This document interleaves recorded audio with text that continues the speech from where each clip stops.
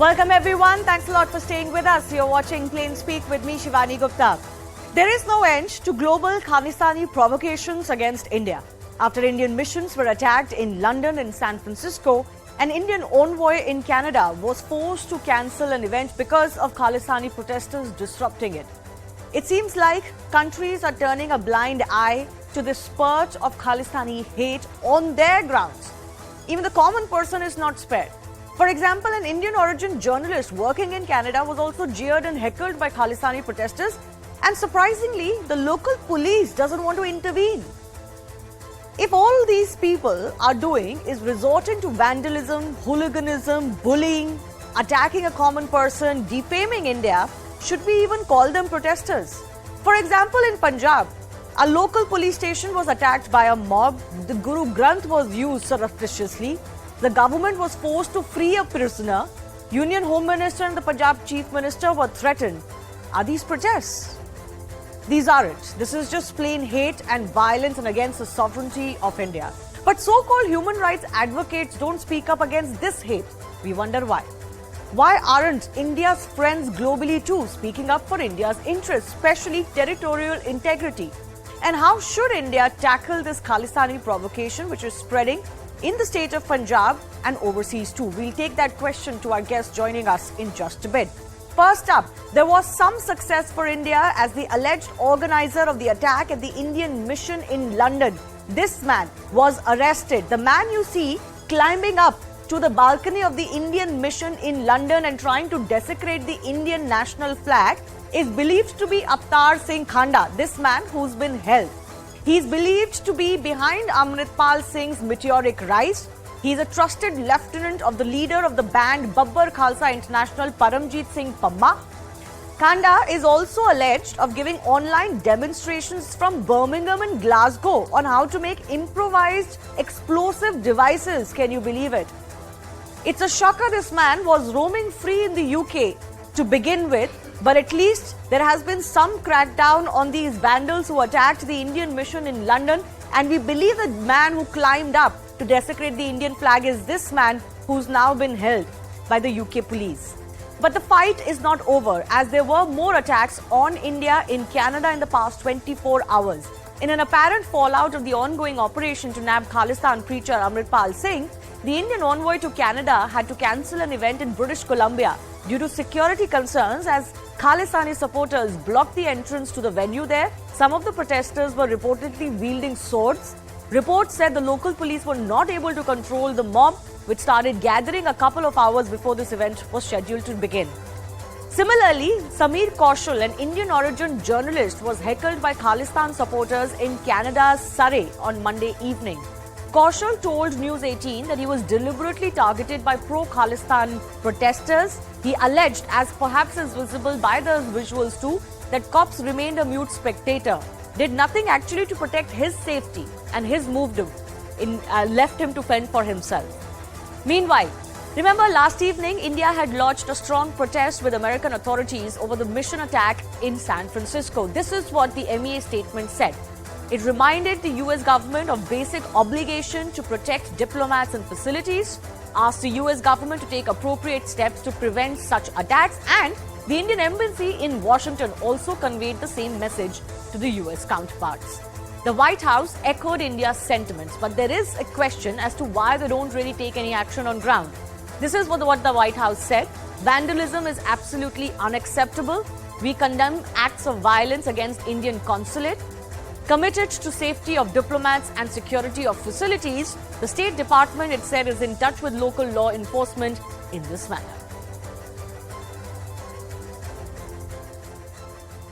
We certainly condemn that vandalism. It's just absolutely unacceptable. The State Department's diplomatic security service is working with local authorities. I can't speak for the San Francisco police, but I can say that the diplomatic security service is working with local authorities to properly investigate. And obviously, the State Department is going to be working from an infrastructure perspective to repair the damage, but it's unacceptable. Since the crackdown on Amritpal in Punjab, there have been several attempts globally to cry human rights violation or provoke people in Punjab against the state. Take a look at how there have been this global bid to create a stir. Canadian lawmaker Jagmeet Singh condemned the crackdown on Amritpal. Canada-based activist Gurdeep Singh Rupi Kaur slammed the Punjab government. Sangrur MP fear-mongered over killing of Amritpal in fake encounter. He is known to be a separatist. India has withheld these Twitter accounts in a first-of-its-kind action before situation goes out of hand. Meanwhile, take a look at how the toolkit India has become all too familiar with has been activated globally. Mo Dhaliwal, self-confessed Khalistani, tagged singer Rihanna online asking her to intervene. He cried that civil liberties have been suspended in Punjab using the internet block as an excuse to cry human rights violation. Remember, Rihanna had once tweeted over the farm laws agitation in India. Dhaliwal is linked to Poetic Justice Foundation, which is under Delhi Police's scanner for allegedly creating that controversial toolkit that was tweeted once by climate activist Greta Thunberg during that agitation. Back home in Punjab, let's get you the latest on the entire Chase Amritpal fiasco. Even as questions are being raised as to why Punjab Police has still not nabbed Amritpal, despite declaring that they want to invoke the NSA against him, this is what Punjab government said in High Court today, that Amritpal Singh is not in custody of the Punjab Police, clarified it again. Amritpal demands Khalistan by all means, including violence. This is what the state government has said. That Amritpal actively is instigating and provoking people to wage war against India. He brandished weapons to create fear amongst the public, and that he questions the Indian constitution and challenges its supremacy. So, of course, these are justifications on why they want to impose NSA on him. तत्व ऐसे थे जो विदेशी ताकतों के हाथ चढ़कर पंजाब में माहौल खराब करने की बातें कर रहे थे, नफरत भरी स्पीच दे रहे थे, कुछ ऐसे कानून के खिलाफ बोल रहे थे, तो उन पर कार्रवाई की गई है और उस कार्रवाई के दौरान वो सब लोग पकड़े गए हैं और उनको सख्त से सख्त सजा दी जाएगी. कोई भी ऐसी ताकत जो देश के खिलाफ पंजाब में पनप रही हो, उसको हम बख्शेंगे नहीं. Interestingly, the Punjab Chief Minister says wo sab log pakde gaye hain. The reality is they are confessing again and again that Amritpal is not one who has been nabbed, and it's becoming a bit of an embarrassment for them. But the big debate that's coming up today, how should India really tackle this in global K provocation? We know who these individuals are, we know how they operate, we know where they're based. Then why is it taking all this time?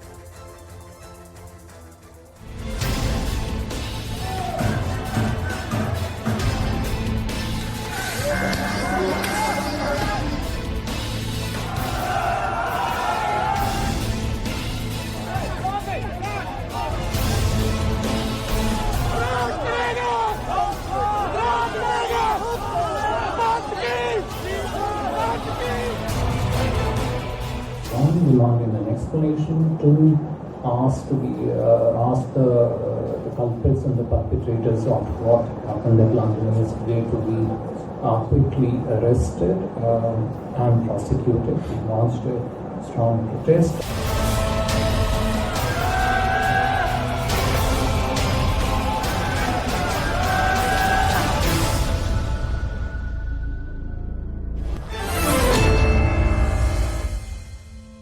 Let's open this up to the guest joining us. Dr. Vivek Kaul is Hindu Renaissance activist based in the UK. He was one of the members of the Indian diaspora who met the Indian envoy in London after the attack on the Indian mission. Abhijit Mitra is Senior Fellow, Institute of Peace and Conflict Studies. Ashok Sajjanhar, former Indian diplomat. Anang Mintal is political analyst based in the US. I want to begin with Dr. Vivek today. Given what has happened, given what transpired at the London mission, today we see, for example, the Indian diaspora coming out in large numbers with the tricolors, supporting, of course, India's pride and India's sovereignty. But give me a sense of what you think of what has transpired in the UK. How have we come to this pass that even the Indian mission is not safe? Yeah, the problem is the local police, which is supposed to protect the diplomatic missions, is not doing its job. Like Vikram Duraiswamy, who is our High Commissioner, is an excellent person, very proactive. As you could see that a small flag was removed, but he put a bigger flag. He's a very proactive guy. Came on a Sunday. he was telling us that he has gone from pillar to post, gone to home office, gone to the local police, but he does not get the response back from them. So I told him that whenever we go to an Israeli embassy in London, there are armed police protected, given by the British, establishment, and we should have the same. Because India, there are a lot of enemies India has, because we are getting successful. India has a lot of enemies, including Pakistan, the ISI cell in the High Commission here. We need 24/7 protection of our missions all over the world.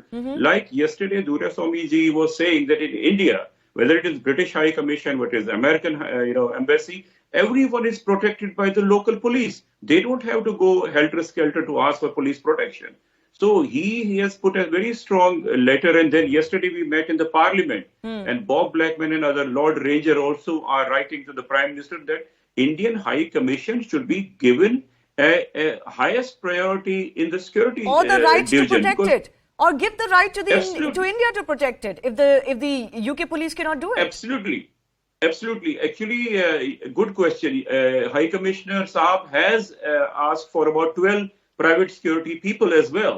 He is not taking it lying down. I mean, I salute the MEA for getting Vikram Duraswamy. He's a very proactive person, very, he is not afraid of anyone. And we are having a right person at the right place. Yesterday, within hours, he scrambled us and said, come over to our High Commission. Let me apprise you what has happened in Punjab, why there is rumor mongering. He is A-class. So we, from his side, he's doing everything that we should be protected, and he's right. We need an Israeli embassy type of protection. Okay, I just want, sir, just 1 second. Dr. Vivek, just 1 second. I just want to ask my producers to run those visuals of the Indian diaspora coming out in large number and supporting the Indian tricolour. I think those are the visuals that many in India would like to see, and great work by the Indian diaspora there. These are visuals of many hundreds of people who've gathered. Yes. Correct. You want to say something? No, I said we send all these videos to you guys so that the Indians can know that we are doing our best for our own country. Okay. But can I ask you very quickly, do you feel that because, let's say, there's an Indian origin PM in UK, Rishi Sunak, and that's why these activities are growing in UK to put pressure on him? No. Or is this purely because of the larger global K agenda, especially taking Amritpal as the peg? Correct. In 2019, there was no Rishi Sunak, and we had huge attack on Indian High Commission in London. And Priti Patel was the Home Secretary. So these are all paid by, their own people, ISI, Pakistan. They're all orchestrated by across the border. Okay. They don't खाने को पैसा नहीं है उनके पास, but इस कामों के लिए पैसा लगाते हैं बेवकूफ लोग. What can I say? Abhijit Iyer, I don't think anybody could have said it better than what Dr. Vivek has said. That's the sentiment in India. Sometimes we should laugh it off as well, because frankly, this cannot hurt India beyond a point. But I want to understand from you, the Indian government, for example, has been pretty proactive in banning or withholding some of these Twitter handles in India that have been seen to cause a lot of chaos in India, most recently in the farmers' agitation case. Do you think that's the right way to go for India? See, Shivani, the main thing here is that, India is a sort of mixed society. When you live in Gurgaon or something like that, you're living in 21st century India. You go 40 kilometers outside, you're living in 7th century India. Where one rumor can essentially incite a whole mob. So unfortunately, whether we like it or not, these steps do become very necessary, especially in a flammable situation like Punjab. Now, it's a bit of an academic discussion if Amritpal Singh has the kind of following to trigger that response, because assume we did not do this and it did trigger a large response on the ground. How many people would have to lose their lives? It's the right to life is more important than the right to communication, number one. Number two, it's very important to look at the kind of coordination that happens on these angles. We know today how much was paid to Rihanna and other celebrities to tweet during that farmers' protest. Not that it changed anything on the ground, but it certainly gave, these people a lot of succor. They need, this sort of sense that they're winning a moral victory or a PR victory to compensate for the fact that they're never actually going to win anything on the ground. The third thing out here is, the UK as a general rule takes Indian security, even the US takes Indian security very, very lightly.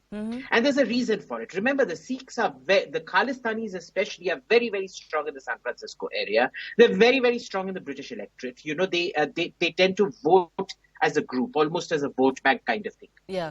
So it's almost seen as a sort of sop to them that we're not going to take Indian embassy seriously so that we don't alienate you. The surprising reaction, though, has been Trudeau, who's one of, he's the emperor of woke in that sense, has been very quiet about it. Apparently, a lot of his Sikh MPs have been going around telling him to do something, to say something, and he's been very, very quiet about it. Because if you remember the last time when he opened his mouth, it did not go down well. And you remember what a complete fiasco his trip to India was. But something very interesting has happened. I don't know if your producers have noted this. Today, the Canadian Broadcasting Corporation has produced a report. There's an investigation ongoing into Chinese election interference in Canada. A lot of the Sikh community there have called for election interference by India in Canada to be probed. Election interference by India in Canada? India. Yes, because allegedly diplomats simply meeting the diaspora out there equals election interference. Wow. And it is so blatant the way the CBC is becoming another BBC copy. You know, the BBC is completely infiltrated by Pakistanis. The CBC is completely infiltrated by Khalistanis. This is the kind of, equivalence that they're bringing up. If we bring this up, then we can interfere in Indian elections. And by the way, they've been interfering in Indian elections through and through. If you noted, all these Canadians, they come down to India during election season wearing T-shirts of their party and things like that, campaigning. And nobody ever pays attention. I mean, we don't have the police bandwidth to pay that attention and deport them as and when required. We could fault ourselves for that. The larger question I'm looking at is, what can India do to force a lot of these countries that have been long-term partners in various fields? And of course, India's growing heft, both economically and diplomatically. Abhijit, very quickly before I go to our other two guests, what do you think India can do more to press on these countries? That, boss, we know that these characters that operate from your land, you either hand them over to us or, block their funding, etc. Regardless of the fact that there are electoral things on, there are electoral things to consider on their part. But can India not press on them further? Sure. Let me give you a 10-second example of what we can do, courtesy the Devyani Khobragade thing. There are illegal roadblocks in front and behind the UK embassy in Delhi, which the UK embassy has put up. We can remove them. The entire periphery of the UK embassy is a no parking area. We can turn it into a parking area. These are very, very simple tools, because if the British police isn't going to protect the Indian embassy, there's absolutely no reason to give enhanced security consideration to the UK High Commission in Delhi. Okay. I request our other two guests who've not spoken to just give me 30 seconds. Dr. Vivek wants to come in very quickly, sir. 30 seconds, please. Yeah, India can do two things. One is the cancelling of this overseas citizenship of India to these goons. Other thing is India's greatest strength is its 300 million diaspora, on which the Western is a big, their market. India should tie their trade deals with the security of their overseas missions. This has to be done because the West wants the 300 million market for them, and it should be tied with security, which Jaishankar ji does tell them off the record, but it should be tied with the trade deals. That is it. Full stop. Yeah, I mean, this is an obvious thing to do, right? That's how diplomacy works. Other countries do this with India too. But why don't we do it, or are we now just beginning to have the confidence to do it? Let me take that to Ashok Sajjanhar. What do you think, sir? Do you think the tactic with which India will deal with such provocations in Canada, US, Australia, UK will change now? That India can shift gears on this? Yeah, thank you very much, Shivani. I definitely do think so, because, this is a problem that has been in the making for some time, but it has exhibited itself, in such stark fashion only very recently. We've been speaking about how during the farm agitation, etc., there was the toolkit, there were all these people who were coming. I think one thing we need to recognize, and that has become clear from our discussion also, that the Khalistanis and the ISI and the Pakistanis, there is no need to differentiate between them. All of them are acting in concert. They have been acting in concert for a long time, not only as far as India is concerned, but as far as all these other places. You know what we've been mentioning, UK, Canada, US, Australia, New Zealand, etc. And that is why we have seen that there has been such coordinated action. Respond to your question, are taking up the issue with the UK, Deputy High Commissioner here or the CDA, or for that matter, in London or in Washington, D.C. or San Francisco. I think this has utility, this has validity. But there should be a contact, there should be a message going from Delhi to London and from Delhi to Washington, D.C. that, these sort of things will not be tolerated. Well, we've seen there that has to be a direct message going from there. Ashokji, that has happened, right? I did mention the MEA statement. Even the White House has responded. So you could argue that the very top has responded in that sense. No, they have. This just seems routine. Shivani, just give me half a quarter of a minute. Yeah. It has been done, but I think at the level of the ministers, MEA, of course, the official spokesperson will say. In our case, the foreign secretary will say. But that is at the official level. I'm talking at the ministerial level. There needs to be a direct connect. Someone needs to pick up the telephone and speak to the counterpart there at the ministerial level and bring home to them the seriousness with which India takes these particular issues. That is going to have, because note verbals, etc., let me tell you, these are standard forms of communication between governments. Yes. But, when we want to inform the other side about the seriousness with which we take it, this has to be done. Just one example, when we wanted to get our people out from Ukraine, we deputed 4 of our ministers to the neighboring countries. Why is that? You could have said, that our missions are there, they are doing the job and so on and so forth. It is to impress upon the local governments that India attaches huge importance to this matter. And so, the local government will be extending full support. Here also, if my concerned minister, at the level, they sort of pick up the telephone, NSA speaks to his counterpart, etc., shares with them some of the information, I'm sure it's going to have a much greater impact than just our High Commissioner or my Consul General speaking to their counterparts in those countries. Okay. Dr. Vivek, just hold your thought. Anand hasn't spoken. Anand, the other way to look at it also is you look at the global sequence of events. Some believe that this is just the chatter around India's quote-unquote rise. This is bound to happen as India becomes a little bit more self-assured on several other issues. This is a very readily available issue. Khalistan issue is a very readily available issue on a platter to kind of poke India with. So we should not be too surprised with what's happening. We should be self-assured because ultimately this cannot hurt us beyond a point. Do you believe there's credit to that view as well? That we must not overreact either. Yeah, I do believe that. I think some of the measures that the panelists were saying are maybe a little bit going too far, like blocking the parking or canceling trade deals. Again, that can be also seen as interfering in the diplomatic relations between the two countries. But I do think that there are other measures that India can take with confidence that wouldn't be seen as an overreaction.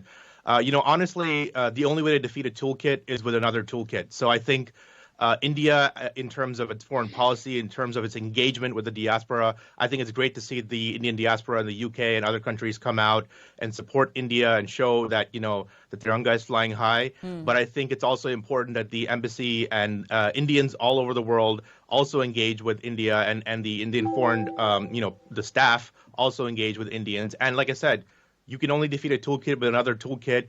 That, engagement is required. Engagement with the foreign media is required. The only problem, Anang, is that nations are not seen to be employing toolkits. That's the only problem. And I think India behaves very maturely when it comes to this. The soft power of the diaspora is important. So I think that, at the very least, engaging with the diaspora, letting them know that, this is our messaging, this is, where we stand on things. Those are important as well. And so, I think the Indian diaspora here do sometimes feel isolated in terms of, and also they want to keep their heads down. They have jobs. Yeah. They're not going to come out on the street and fight against, thugs and mobs. But I think that's why I'm saying I'm not interested in coming out fighting on the street with the Khalistanis, but certainly condemning them, getting the messaging out, creating context around what's going on is very important. And like I said, engagement with the media is much, much more important because, these folks have been here for 30 years. They know how to talk to the media. They know how to talk the language of human rights. And Indians don't know how to talk the language of these countries and how these folks talk because they haven't been here for that long. Okay. So I think that's also important. Okay. Yes, Dr. Vivek, you wanted to come in. Yes, I wanted to tell the gentleman before this gentleman that Modi ji did speak to Boris Johnson after 2019 when the Indian High Commission was attacked in London in huge numbers. So these things go on. But because India is rising, India is getting trade deals, the frustrated Pakistanis and ISI and Khalistanis are in the same warm bed. So this will go on happening. This will not cease. So India only has to ink it in the trade deals like Israelis do. Go to any Israeli embassy. You cannot enter it. We wanted to post a letter. The British police, the mounted police, and with the guns, they drove us away. So we need the same level of security as Israeli embassies provided by the local police of the country. Mr. Sajanha, should that be too hard to negotiate? Yes. Times have changed. No. Shivani, this is a responsibility. It's a given responsibility of the host state that they have to provide security to the diplomats and to the premises and to the embassies. So I think it can definitely be reiterated. I don't know whether it can really be put in black and white as far as agreements What are about concerned. giving the embassy security into India's hand? Currently, we are dependent on the British police, for example, in London. They obviously were sorry as far as their job is concerned. They didn't do their job. But what about, for example, the Americans have this. Dr. Vivek is talking about the Israelis. Why can't we have our own security manning our missions, certainly in big countries? No, absolutely. I think that is something that we can definitely negotiate with the host government, particularly where we are not satisfied with whatever is happening. But, let me also respond very quickly in 10 seconds to what the gentleman said about, Prime Minister Modi speaking to Boris Johnson. This is an exercise that has to be repeated over and over and over again.